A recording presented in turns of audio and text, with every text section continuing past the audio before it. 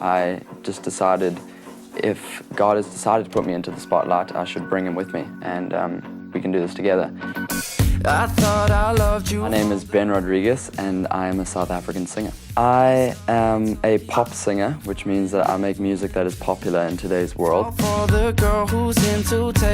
My father is Portuguese through and through, so are his parents. I grew up in Durban, moved to St. Francis at the age of 14, and I'm now living in Cape Town. So tell me, was it real or was it just pretend?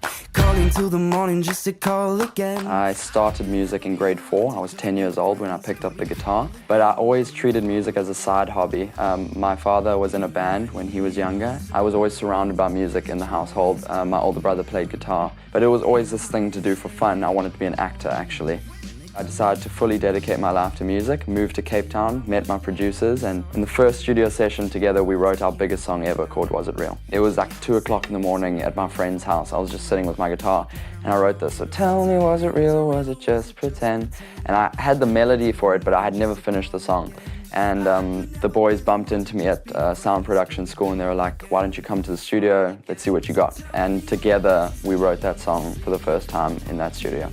It was a very big turning point in my life when I started releasing the big song, Was It Real? We gained 100,000 followers in 1 week. It was a very scary moment, someone who had never had that attention before, opening your phone and just seeing like love. You're seeing likes and comments and followers and stuff.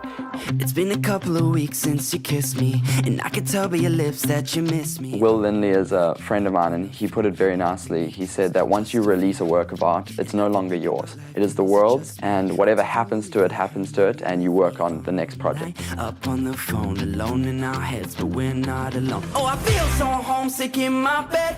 I think the biggest lesson my dad taught me was hard work pays off. And just watching the hard work that my dad put through, he was in that workshop morning till nighttime every single day. From my dad's point of view, anything is possible if you work hard enough, but you've got to be willing to do the work, and you've got to be hungry for the work.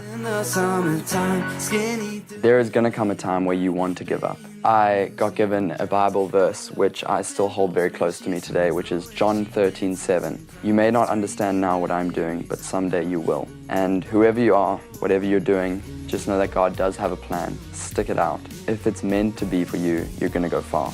Yeah, you just gotta have a hunger for it, you gotta want it, and you gotta put in the work. I want to represent a world in which all of us can be kind to one another, to love each other. I want my music to reflect that. I want myself to reflect that. I want to reflect Jesus in everything that I do.